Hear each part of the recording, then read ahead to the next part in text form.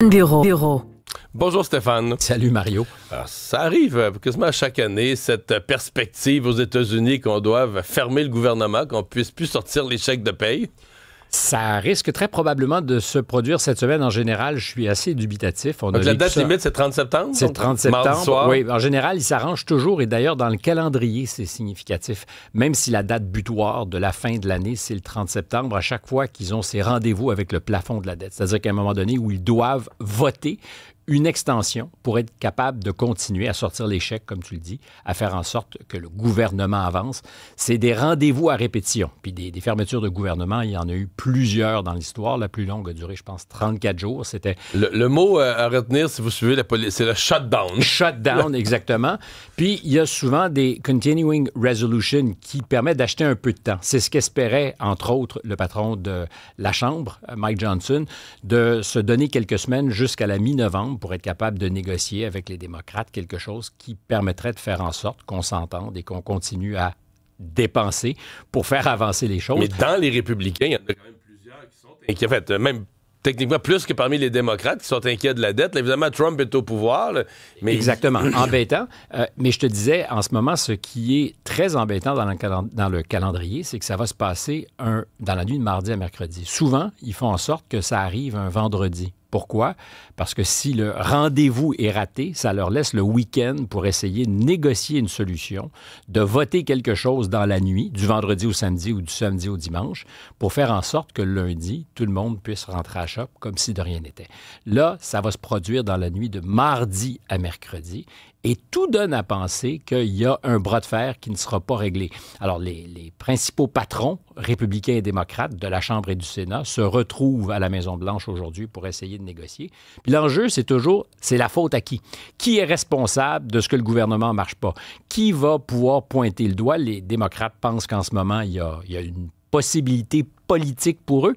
En mars dernier, Schumer, patron du Sénat, avait été très sévèrement critiqué parce qu'il avait justement accepté à la dernière minute. C'est comme une game de chicken, hein? Tu te fonces l'un contre l'autre puis t'espères qu'à la dernière minute, il y a quelqu'un qui va donner un coup de volant puis qu'on se rende pas dedans. Alors, la dernière fois, celui qui a donné un coup de volant, c'est Chuck Schumer. À la toute dernière seconde, a dit on va trouver un terrain d'entente, puis on a réussi à se rendre jusqu'à aujourd'hui. Mais il a payé le prix. On a dit, ça y est, t'étais complice de Donald Trump. Comment un démocrate peut concevoir ça? Et là, il semble résolu, d'autant que ça va prendre une super majorité au Sénat, c'est-à-dire plus de 60 votes. Les républicains n'en ont que 53. Ça appelle donc 7 démocrates qui se joindraient aux républicains pour racheter un peu de temps. Derrière ça, encore une fois, une game politique. L'idée de dire c'est de la faute à qui? Et pour Trump, peut-être l'occasion de faire ce qu'il n'a pas réussi avec le Doge, où il voulait nettoyer le gouvernement de toutes ces dépenses inutiles et de ces fonctionnaires qui se tourneraient les pouces. Et ça a été clairement présenté la semaine dernière. Il a dit, parce qu'en ce moment, Trump te dit exactement ce qu'il va faire, que ça te plaise ou non. Bien, ça pourrait être pour nous l'occasion de faire le ménage. Si on ferme les portes, on pourrait aussi congédier des employés. Alors, tu as une partie de la fonction publique qui se sent terriblement en otage et qui se demande, au-delà de ce qui pourrait être suspendu le temps du shutdown, pourrait ne pas avoir de job au bout de l'exercice. Si j'avais à parier... Mais parmi ceux qui n'auraient pas leur paye, il y a les militaires. Alors, les militaires... Avec qui Trump va être quelques heures avant. Alors, les militaires, tu as raison. En général, on essaie de trouver un moyen de leur rendre la vie le moins difficile parce que ça fait partie de ce qui est essentiel du point de vue des Américains et de leur présence à l'étranger. Tu as parfaitement aussi raison de souligner.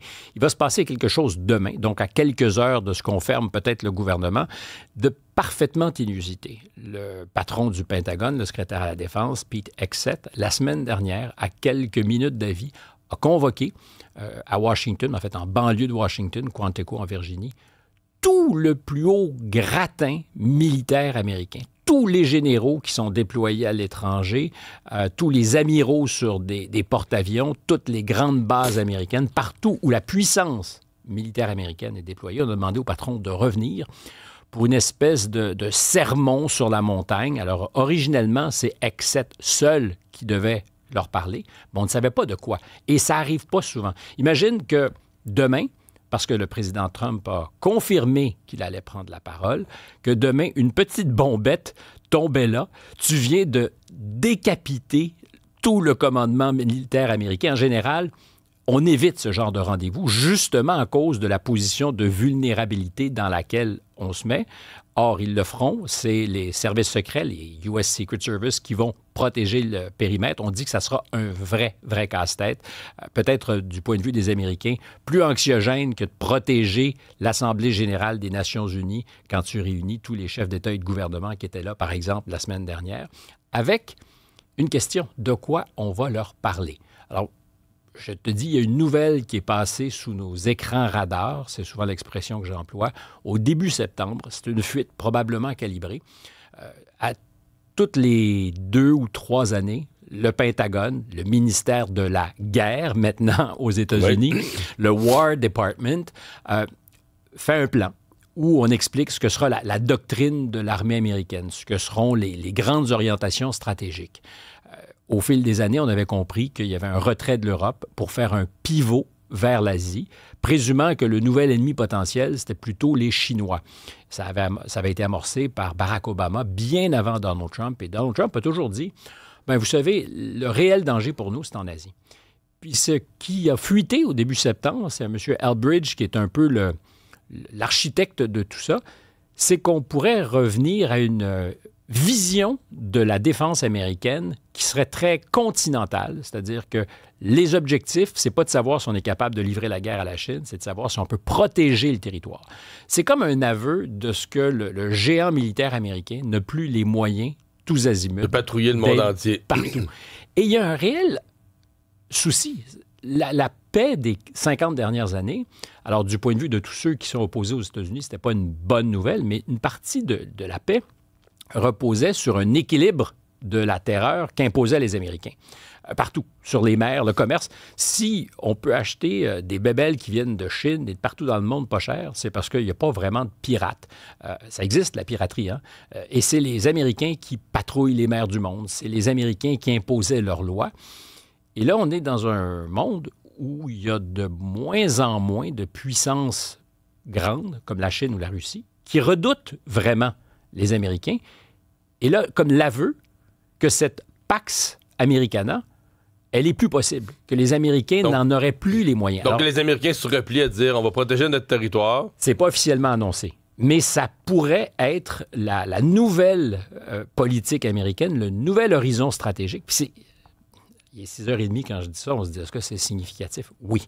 La reconnaissance de ce que les Américains, même si c'est pas ainsi nommé, ont compris, d'abord, qu'ils faisaient peut-être plus aussi peur qu'avant et qu'ils n'ont pas les moyens de livrer sur plusieurs fronts à la fois la guerre ou même de projeter leur puissance militaire et donc une espèce de repli stratégique pour dire on va protéger le territoire avec des manifestations, des incarnations de ça, déploiement de la garde nationale dans des villes américaines, comme si soudainement le nouveau front il était, pour employer ce vilain mot anglais, domestique, le front domestique, comme disent les Américains, avec en fin de semaine, par exemple, la menace d'intervenir à Portland, qui est l'incarnation, c'est pandémonium, là, c'est la capitale de l'enfer pour Donald Trump. C'est de la gauche la plus infréquentable, avec des infrastructures, par exemple, de l'immigration, qui sont où attaqués, autour desquels il y a des manifestations. Puis Trump dit, ça ne passera pas. Il faut absolument qu'on déploie nos militaires. Pendant ce temps, ce matin, il y a de la grande visite à la Maison-Blanche. Grande visite à la Maison-Blanche, c'est Benjamin Netanyahou, qui est aux États-Unis depuis la semaine dernière, qui est à la tribune des Nations unies, sans aucune forme de complexe ou de repentir, disait on va aller jusqu'au bout. Et plus vous allez reconnaître la Palestine, plus nous, on va tenir notre bout. Avec, on en parlera peut-être plus tard cette semaine, un personnage qui, à l'horizon, revient, Tony Blair, l'ancien premier ministre, qui pourrait être l'homme désigné pour négocier ou administrer la transition à Gaza s'il y avait un cessez-le-feu.